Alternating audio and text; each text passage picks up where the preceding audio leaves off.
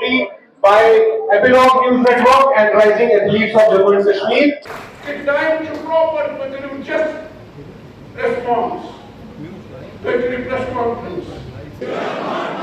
We are not refugees. We are victims and survivors. सारी terrorism दुश्मन country हूँ हिंदुस्तान दुश्मन छ बटन हम दुश्मन छ Don't deny, don't hide. Kashmiri Pandit genocide. नमस्कार, आप सभी का स्वागत है एक्सेलशियर न्यूज में। दर्शकों, जैसे कि हम सब जानते हैं कि आज 20 जून है और 20 जून को वर्ल्ड रिफ्यूजी डे जो है वो ऑब्जर्व किया जाता है और आज जो है पुनन कश्मीर के बैनर तले जम्मू में भी जो है इस दिन को मनाया जा रहा है। और जो दर्द कश्मीरी पंडित माइग्रेंट्स ने 30, 35, 36 साल पहले जो है सहा था, आज उसको पुनः याद किया जा रहा है और सरकार से गुहार लगाई जा रही है कि उनका जो जेनोसाइड हुआ था उसको रिकॉग्नाइज किया जाए और कहीं ना कहीं जो है कश्मीरी पंडित माइग्रेंट्स को जो है रिलीफ दिया जाए।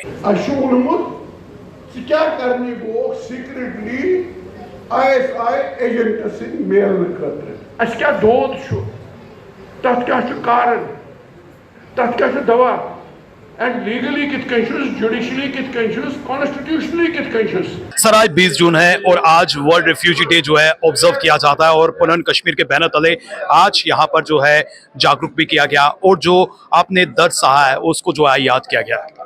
हमने दर्द सहा है और दर्द को लेकर के उसके निवारण को लेकर के 36 वर्षों से हम एक संघर्ष कर रहे हैं कि इसका निवारण हो और स्थायी निवारण हो। स्थायी निवारण यानी कश्मीर घाटी के अंदर सेपरेट होमलैंड बनाया जाए, एक यूटी अंदर बनाई जाए और उसमें कश्मीरी 7 लाख कश्मीरियों की पुनर्वास हो ताकि उन्हें फिर से बार बार न निकलना पड़े, निकलने पर मजबूर ना होना पड़े।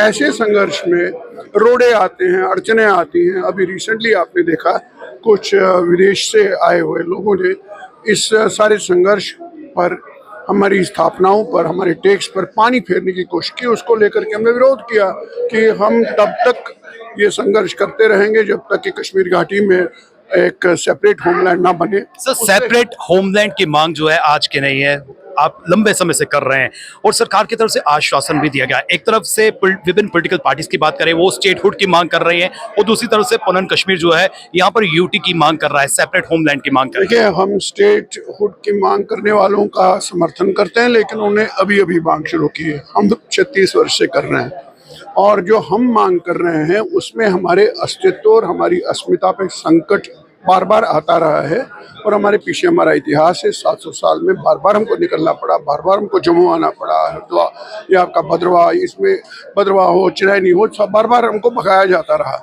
इसलिए बार बार ऐसा ना हो, इसका एक निदान यही है। इसका निदान नहीं है कि कुछ अमेरिका और वहाँ से जाकर के कुछ लोग वहाँ से जाकर के एक वहाँ की जो फिजा है, जो बदली उनको दिखती है, हमको नहीं लगती है बदली। अगर बदली है तो हम बाहर क्यों हैं? तो वहाँ की सुरक्षा, मैंने अभी आपने सुना मेरे को कि सुरक्षा लेकर वो घूम रहे थे। अब बिना सुरक्षा के चलिए ना, कोई मंत्री नहीं चलता है, कोई आप नहीं चलते हैं। इसलिए उसको धोखा हमने कहा कि दिखावा है, छलावा है। उस छलावे में के भ्रम में ये प्रोजेक्ट करने की कोशिश की जा रही है। कश्मीर बदल चुका है, हमारे लिए नहीं बदला है, तब तक नहीं बदलेगा जब तक हमारा संघर्ष, जब तक कश्मीरी पंडित बाहर हैं, तब तक कैसी नॉर्मलसी है। इसलिए इसका एक ही निदान है। आज विश्व शरणार्थी दिवस पर हम आज से नहीं, लगातार जब से ये बना है, हम सब जगह आज हम दिल्ली में कर रहे हैं और देश के अलग जगहों में यहाँ भी किया। शरणार्थियों के साहस, उनके धैर्य, उनके संकल्प की सराहना होती है। उनके पुनर्वास को लेकर के जागरूकता फैलाई जाती है। हमको लगता है कि हम भी कौन से आपने टेक्निकली शरणार्थी नहीं है, तो हम जानते हैं इस बात को। हम ये भी जानते हैं कि यहाँ जो मीरपुर या पश्चिम पाकिस्तान से आए हुए रिफ्यूजी, उनका दर्द हमसे बेटर कोई नहीं जान सकता है, डिस्प्लेसमेंट क्या होती है।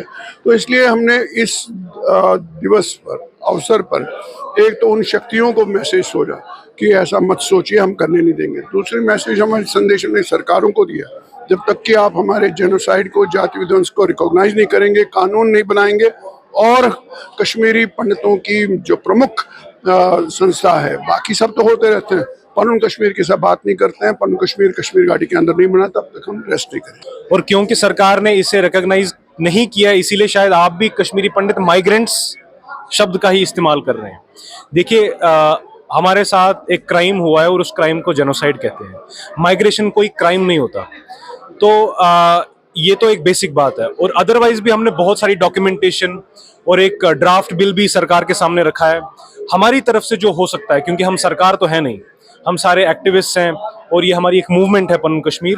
तो हमारे से जो हो सकता है हमने वो सब किया है, अभी भी करेंगे और आगे भी करेंगे। सरकार के सामने जितने भी हमने तथ्य रख सकते थे हमने रखे हैं, आज से नहीं 90s से ही हम रखते आ रहे हैं।